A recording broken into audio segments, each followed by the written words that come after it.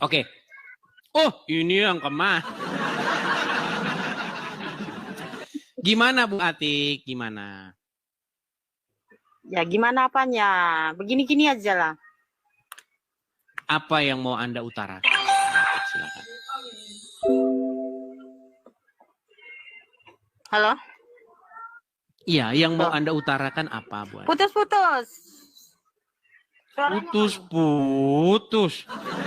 Oh, ya yang mengenai itu. Apa? Mengenai apa? Kayak Muhammad berbohong. Tadi Mengenai seorang Muhammad berbohong, yang mengenai kencing onta, mengenai satu-satu Bu Aisyah Atik. di bawah Satu-satu Bu umur. Atik, satu-satu. Itu kan istilahnya, iya satu-satu yang di anu udah banyak di timbun-timbun ini. Apa yang Ayo mau jelaskan. Anda utarakan? Coba ungkapkan dulu satu saja, apa? Oke, yang mengenai kencing onta. Kadang itu kan dibahas-bahas mengenai Aisyah yang kawin di bawah umur. Banyak lagi lah. Katanya satu-satu, Ya. satu dulu. Apa yang itu dulu. fitnah dari apa yang saya utarakan?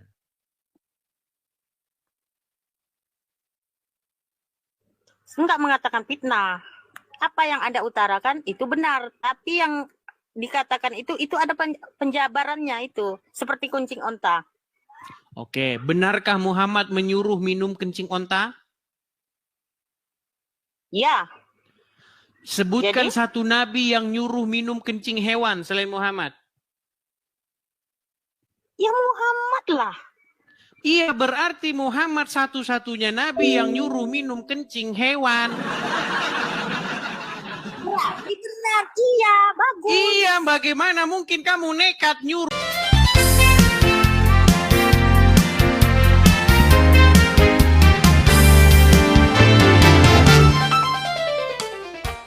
ngikutin orang minum kencing hewan?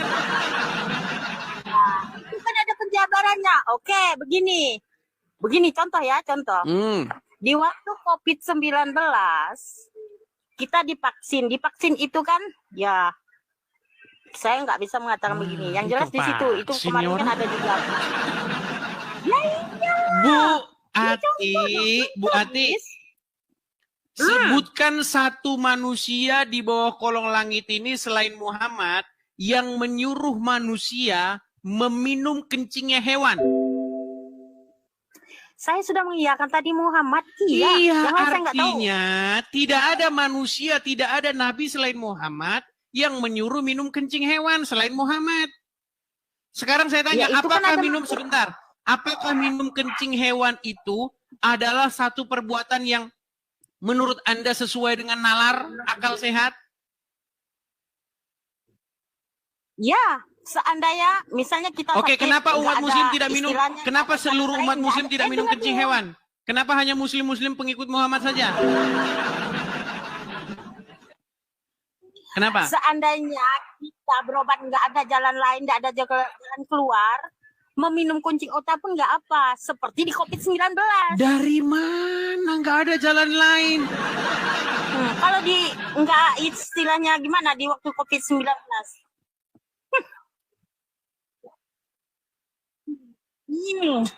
Oke, artinya kamu sudah mengakui, Anda sudah mengakui kami bahwa diharamkan. Gimana? Kan babi diharamkan, tapi kalau tidak ada jalan lain, misal di daerah itu tidak ada makanan lari kemana-mana kan, aduh. Oke lah, kita naikkan muslim yang berkelas dulu lah ya. Aduh, ini lari kemana-mana, lari kemana, aduh. Yuk, saya naikkan muslim yang memiliki pengetahuan. Ada Mas Fanani, ini tadi mau saya naikkan. Teman-teman yang Kristen jangan mengajukan permintaan naik dulu ya. Oke, Mas Fanani. Ya. Selamat malam Mas Fanani, muslim Bang. Malam. Ya, alhamdulillah muslim. Ya, silakan Bang, nyalakan kamera. Silakan nyalakan kamera. Baik. Sudah nyala? Ya, silakan. Oke, ya, selamat malam Mas Fanani. Iya, Mas Fanani, mohon maaf kemarin itu terganggu karena penonton banyak yang ribut masalah ada hacker ya. Gimana? Ini heran Ya, sinyal Pak Idris. siapa sih Ini yang kayak kayaknya begini? temanya agak umum ya, temanya agak apa istilahnya? Temanya umum. Mas Panani bisa nggak bagusin Sinyalku sinyal bagus dulu? saja ini.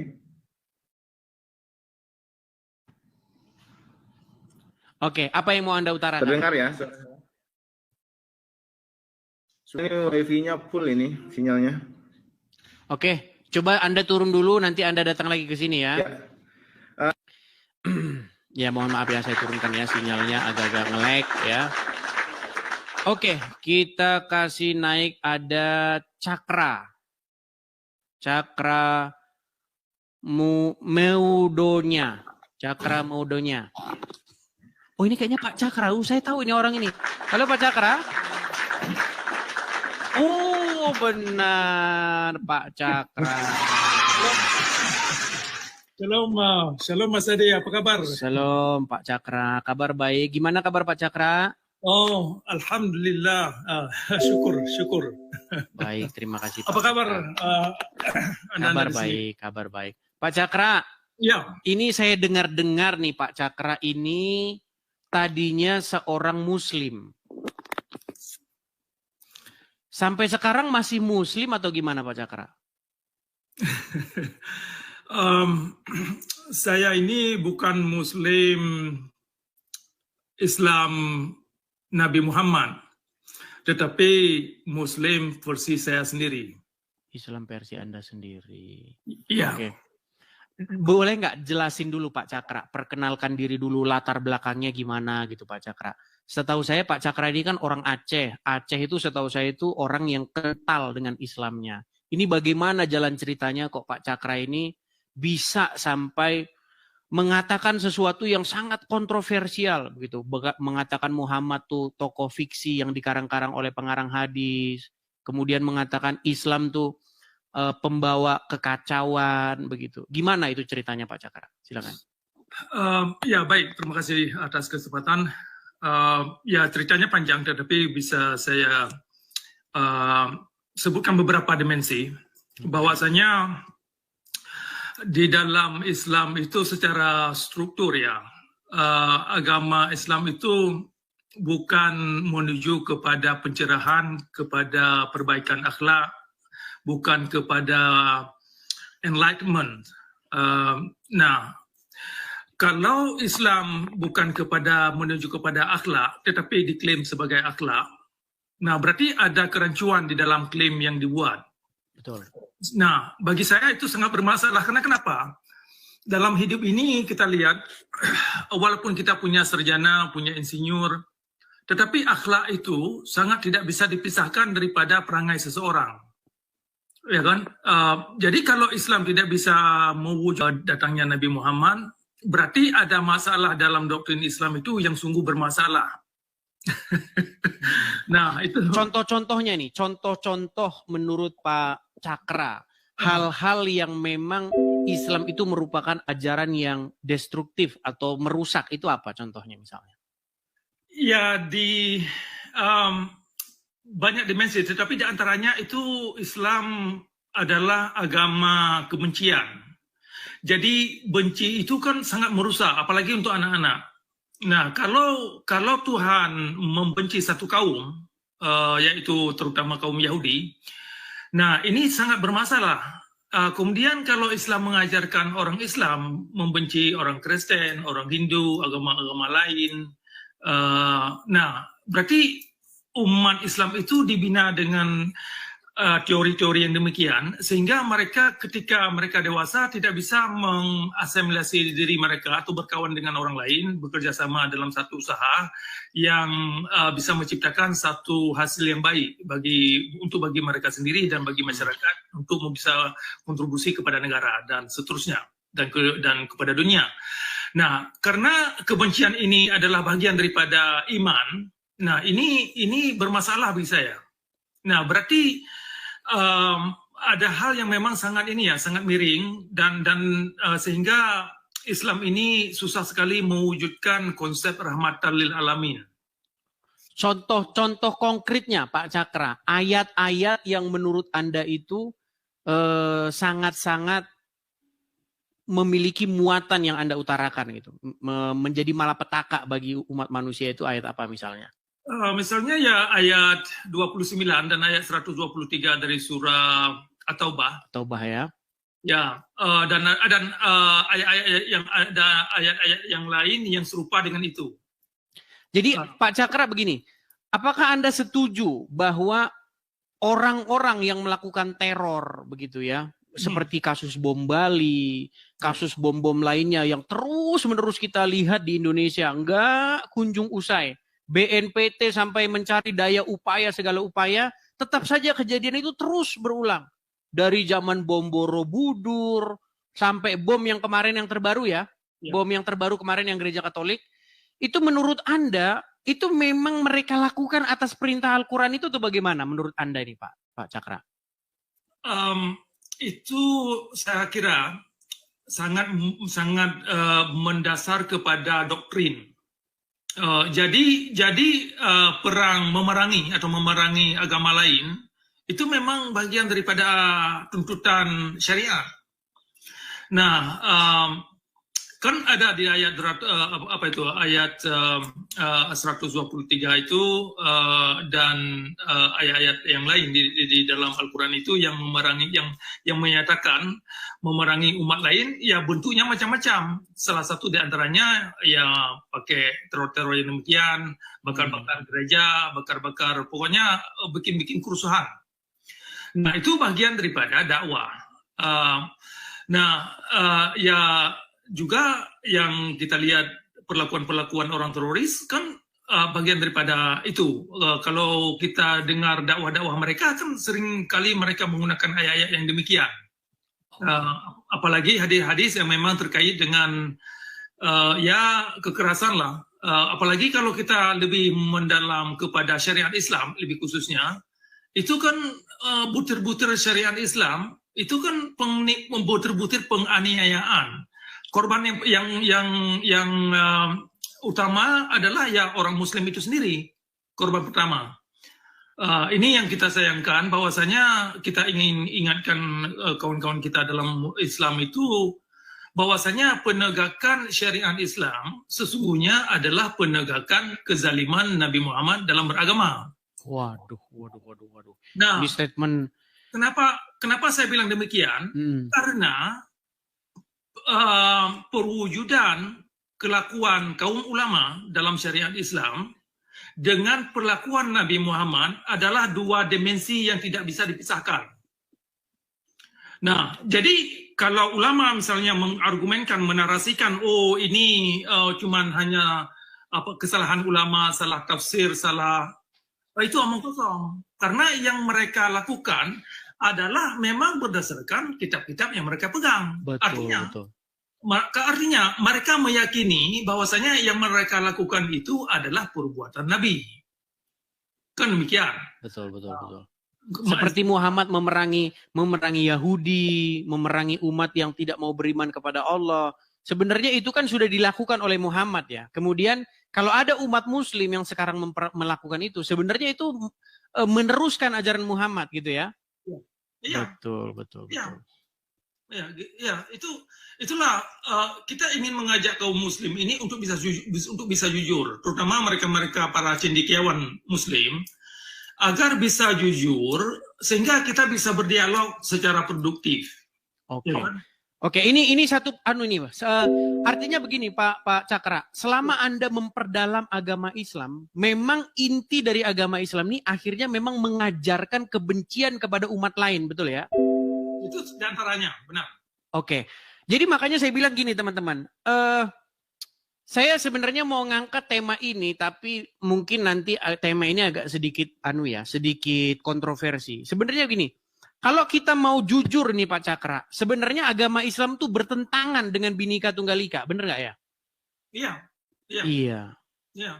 Karena dia mengajarkan jangan berteman kecuali dengan orang Muslim, ya kan? Jangan bersahabat kecuali dengan Muslim. Jangan, bahkan ada hadis mengatakan jangan makananmu dimakan kecuali orang yang bertakwa. Jangan memilih pemimpin yang bukan Muslim, betul? Nah, sementara undang-undang dasar kita mengatakan bahwa seorang presiden itu adalah warga negara Indonesia, tidak disebutkan agama apa, betul kan? Ya. Tapi kalau dalam Muslim dilarang memilih pemimpin yang bukan Muslim. Ya. Makanya saya bilang sebenarnya ajaran agama Islam ini bertentangan dengan dasar-dasar falsafah negara kita. Ya. Ya. Nah, cuman memang orang nggak berani bersuara, Pak Cakra, nggak berani. Ya. Ya. Gitu. Jadi ini teman-teman tolong direkam kalau teman-teman mau merekam ya. Saya mengatakan bahwa ajaran Islam yang sesungguhnya itu bertentangan dengan dasar negara kita dan falsafah bangsa ini.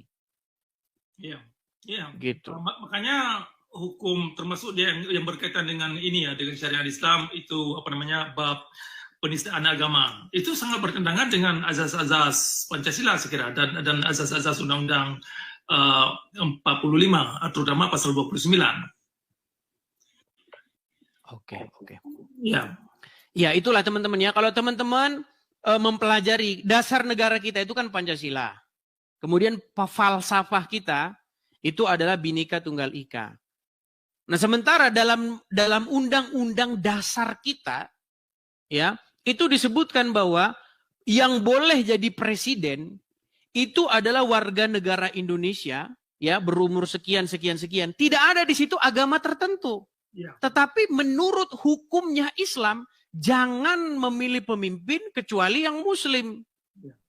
Bagaimana mungkin ajaran agama Islam itu bisa sejalan dengan hukum atau undang-undang dasar? Begitu. Ya. Makanya dulu pernah Egy Sujana itu mengeluarkan satu statement bahwa selain agama Islam itu harus dibubarkan karena bertentangan dengan Pancasila. Makanya saya balik nih sekarang. Sebenarnya yang bertentangan dengan Pancasila itu adalah agama Islam. Iya. Begitu. Itu benar. Memang itulah masalah. Makanya syariat Islam itu sangat bermasalah bagi Indonesia sekira. Karena semakin orang Muslim tenggelam dalam syariat Islam, maka semakin mereka memberontak ya. Ya, benar. Dan ingin mendirikan negara syariat itu. Ya, benar. Iya. Jadi buktinya, kita bicara bukti ya teman-teman. Lalu apa buktinya bahwa ajaran agama atau syariat Islam itu bertentangan dengan dasar negara kita dan falsafah negara kita? Buktinya gerakan-gerakan pemberontakan seperti DITII, ya kan, Permesta, Kahar Muzakar, itu sudah kita lihat dari sejarah bangsa kita berdiri, mereka selalu ingin memberontak, gitu, untuk menggulingkan kekuasaan, untuk mengganti dasar hukum kita dengan syariat Islam. Itu adalah bukti bahwa sesungguhnya ajaran agama Islam itu bertentangan dengan Pancasila dan Undang-Undang Dasar 1945, begitu. Ya, benar. Itu makanya Islam yang berlandaskan teologi atau ideologi itu sangat bertentangan dengan azas-azas kemanusiaan, sangat bertentangan dengan azas-azas universal, sangat bertentangan dengan prinsip-prinsip alam. Nah, ini yang sering orang Islam tidak mengerti. Makanya kalau kita ajak mereka untuk membuktikan secara konkret mekanisme untuk mewujudkan aswatun hasanah dan agama yang rahmatan lil alamin secara ini ya, methodical, secara yang bisa ditempuh langkah-langkahnya itu bagaimana, itu susah karena tidak berlandaskan kepada azas-azas yang ada pada diri kita sebagai manusia. Tetapi karena keyakinan yang buta kepada dogma buta, ini yang membuat orang Islam ini terperangkap dalam slogan. Jadi mereka menganggap, misalkan begini, ada amal ma'ruf. Yang dimengerti umat amal ma'ruf adalah kerja baik. Tetapi kalau kita pelajari semakin mendalam, yang dikandung amal ma'ruf ternyata kerja jahat. Memerangi orang lain, ya kan, kerja yang menipu demi agama, banyaklah, terutama dalam dimensi syariat Islam. Itu sudah di mata kita semua dan kawan-kawan di bawah bisa menelusuri mereka sendiri, dan buktinya sudah banyak, bukan hanya di Indonesia tetapi di berbagai negara, bahwasanya syariat Islam tidak dapat mengangkat marwah satu bangsa. Iya, betul sekali. Dan tidak pernah mengangkat marwah kita secara jasad, apa namanya. Betul. Artinya gini, kita kan harus bercermin dari yang sudah-sudah gitu ya. Contoh, bahkan di zaman Muhammad saja itu ketika pada zaman Khilafah Rasyidin itu, bagaimana penerus Muhammad itu terjadi kekacauan di mana-mana. Terjadi disintegrasi, terjadi peperangan, saling tikai, saling bunuh, ya kan? Bagaimana seorang pemimpin saja seperti Umar bin Khattab, seperti Ali bin Abu Thalib, seperti Utsman bin Affan itu berakhir dibunuh. Gitu kan? Itulah satu bukti bahwa kita tidak mungkin bisa mengatakan bahwa syariat Islam itu memang membawa sesuatu yang baik begitu. Dari yang sudah terjadi, di mana ada syariat Islam, di situ ada kekacau balauan. Seperti misalnya yang terjadi sekarang di Afghanistan, di Pakistan, Syria, bahkan di zaman-zaman setelah Muhammad sendiri itu kekacauan di mana-mana begitu. Benar. Termasuk di Afrika Barat itu kan orang-orang yang sangat radikal, itu kan mereka menggunakan syariat Islam. Itu negara-negara mereka kena anjlok, padahal sumber daya alam yang dikandung oleh negara mereka itu kan sungguh banyak. Tetapi karena syariat Islam, umatnya itu miskin. Karena ya orang takut untuk datang ke sana untuk menanam modal, untuk mengembangkan satu bisnis. Kemudian etika kerja masyarakat setempat ini tidak menunjukkan dan tidak bisa membuat investor ini aman. Nah, termasuk ya sekarang ini kan contoh bagi masyarakat Indonesia bisa melihat di Aceh. Sekian lama sudah ada Islam di Aceh. Nah, bisa bermanfaat untuk diri kita ini dan untuk masyarakat, dan bisa bermanfaat untuk diri kita ini dan untuk masyarakat dan kepada dunia. Dan syariat Islam bukan untuk mengangkat marwah kaum wanita. Nah, ini ibu-ibu yang di bawah ini, tolong dipikirkan ini persoalan syariat Islam. Itu korban, di antara korban pertama adalah kaum wanita. Betul sekali. Di mana wanita itu terkekang hak-haknya, bahkan mereka itu tidak boleh keluar rumah ya, menurut syariat Islam ya. Iya. Jadi teman-teman, ya memang gini Pak Cakra, masalahnya itu banyak umat Muslim itu yang tidak mendapatkan edukasi yang benar begitu. Mereka hanya mendapatkan sebuah slogan-slogan kosong tentang wah korupsi, khilafah solusinya, ini segala macam. Ya puji Tuhan lah, artinya negara kita itu sudah mengambil tindakan untuk membubarkan ya paham-paham semacam ini, yang memang paham-paham semacam ini itu mengancam dapat membuat disintegrasi antar bangsa begitu. Jadi makanya saya bilang teman-teman ya, bukti bahwa ajaran atau syariat Islam bertentangan dengan dasar negara kita, dengan Pancasila dan Undang-Undang Dasar 1945 adalah bahwa mereka dari sejak berdirinya negara kita ini selalu berusaha untuk mengerongrong keutuhan NKRI itu dengan cara mengganti dasar negara kita Pancasila itu dengan syariat Islam. Oke lah, itu buktinya ya. Saya nggak omong kosong begitu. Seperti itu. Kalau bisa tambah sedikit menjawab pertanyaan Mas Edis tadi, persoalan latar belakang saya, bagaimana saya melihat Islam ini bermasalah secara moralitas ya. Karena Islam secara ideologi itu mereka mengambil ayat-ayat yang sebagian ayat Al-Quran diterjemahkan sedemikian rupa untuk kepada kejahatan. Nah, sedangkan ada sejumlah ayat-ayat Al-Quran yang bagus, itu ditolak. Contoh. La ikraha fiddin, ayat 256, surah Al-Baqarah. Itu sebenarnya bagus. Tidak ada paksaan gitu ya dalam beragama ya. Benar, itu bukan, ya tidak ada paksaan dalam beragama. Itu kan bisa menciptakan toleransi beragama, bisa menciptakan debat yang produktif, ya kan? Semua manusia, semua orang Islam berhak untuk mempertanyakan apapun yang perlu dikaji dan perlu dipertanyakan secara kritis. Nah, tetapi karena dalam dimensi syariat Islam tidak mengakui ayat 256 dari surah Al-Baqarah, sehingga ayat itu tidak banyak makna apa-apa, tidak berfungsi, malah ayat itu menjerat orang-orang yang masuk Islam seperti kayak ini, orang mualaf, ya kan? Kebanyakan orang mualaf terpedaya dengan ayat itu. Mereka mengira la ikraha fiddin, mereka masuk Islam, oke, saya masuk Islam, nanti kalau saya tidak suka saya keluar, kan demikian. Padahal kalau sudah masuk, kalau keluar itu akan dipancung, ya? Benar, ya. Jadi ini perlu dimengerti oleh kawan-kawan di bawah ini, bahwasanya la ikraha fiddin itu bukan bagian la ikraha fiddin itu adalah hanya slogan untuk menggait orang yang ingin masuk Islam, tetapi ketika mereka masuk Islam, mereka tidak punya hak untuk menggunakan ayat itu lagi.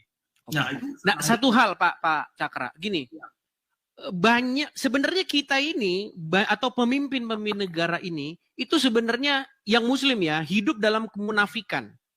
Kenapa saya katakan hidup dalam kemunafikan? Karena menurut Al-Quran, barang siapa yang tidak memutuskan perkara berdasarkan apa yang diturunkan Allah, itu adalah orang-orang yang zalim, orang-orang yang kafir. Karena mereka tidak memutuskan perkara berdasarkan apa yang diturunkan oleh Allah. Sementara negara kita itu tidak memutuskan perkara berdasarkan apa yang diturunkan Allah. Contoh misalnya, di negara kita kalau orang mencuri itu ditahan. Kalau orang berzina itu ditahan juga. Kalau orang mengganti agamanya bahkan nggak apa-apa. Sementara menurut Al-Quran, menurut hukum yang diturunkan oleh Allah, kalau orang mencuri dipotong tangannya. Kalau orang berzina dicambuk. Kalau orang mengganti agamanya maka dibunuh. Itulah kenapa Aceh sekarang itu memperjuangkan untuk didirikan syariat itu. Karena memang Aceh tahu bahwa ini hukum ini nggak sesuai dengan syariat. Nah makanya saya bilang teman-teman, kenapa ajaran agama Islam itu tidak sesuai dengan hukum yang ada di negara kita? Karena memang ya apa yang diungkapkan hukum yang dinyatakan oleh Allah tidak bersesuaian dengan hukum yang kita anut sekarang. Itulah kenapa mereka berusaha untuk menggulingkan pemerintahan untuk mengganti dasar negara kita. Gitu. Tapi sekarang ini sebenarnya banyak orang-orang yang ya harus bermuka dua, harus berpura-pura ini. Gitu. Makanya saya melihat memang ya ini seperti makan buah si malakama begitu ya. Mau diikuti hukum kita bertentangan dengan syariat Allah, mau di ini nanti dianggap pemberontak. Gitu. Ya. Itu memang syariat Islam seperti saya katakan tadi memang bermasalah bukan hanya di Indonesia tetapi di mana saja. Ini perlu kita ingatkan kepada rekan-rekan di bawah yang Muslim untuk bisa memikirkan bahwasanya kalau orang Islam mau syariat Islam, kenapa mereka tidak ke negara-negara, larinya ke negara-negara seperti Afghanistan, ke negara-negara Afrika Barat di sana kan, dan karena mereka tahu bahwasanya hasil daripada syariat Islam yang sudah kita lihat hanya kebodohan, kedunguan dan malapetaka ya. Ya benar. Ya benar. Nah, jadi ke depan kita perlu menginspirasikan kawan-kawan kita yang terutama mereka-mereka yang sudah di bangku kuliah ya, mereka yang sudah berada di kalangan akademia untuk bisa berani mempertanyakan hal-hal yang memang bermasalah terutama dalam kitab hadis, dalam kitab fikih. Karena kalau mereka tidak berani mempertanyakan, tidak berani jujur dalam beragama, berarti agama itu sendiri tidak bisa dijadikan sebagai petunjuk. Nah itu, karena jujur ini kan penting saya kira. Ini menunjukkan kedalaman intelektual. Nah, kadang-kadang kita mengerti memang ada sebagian masyarakat Islam kalau mereka jujur nanti dikeluarkan oleh orang tua mereka, diusir dari keluarga, diusir dari orang kampung dan macam-macam. Okay. Nah, memang itu resikonya. Tetapi kalau kalangan akademia tidak berani jujur dalam menuangkan narasi mereka, apa yang mereka tahu dan apa yang mereka tidak tahu, berarti kualitas pendidikan yang mereka dapat di universitas itu kan perlu sangat dipertanyakan kualitasnya, dan tidak mengacu manusia kepada peradaban yang terang benerang seperti yang dimaksud. Oke. Pak Cakra, gimana Pak Cakra? Ini banyak yang protes juga. Ini seolah-olah kita ngomong di belakang ini. Gimana kalau kita naikkan satu muslim ini supaya dia bisa membantah argumen? Gimana? Boleh. Boleh ya. Kita naikkan satu muslim. Ya. Kita naikkan satu muslim ya. Coba kita naik Mr. Syair Bali ya. Pabrik.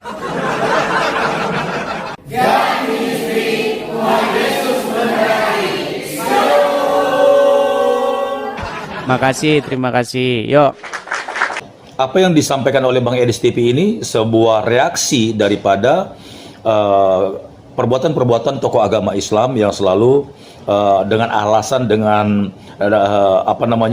yang selalu dengan alasan berdakwah dan mencoba untuk berceramah, dan isinya rata-rata menghina ataupun menjelek-jelekan iman Kristen. Seharusnya itu yang disebut dengan penistaan.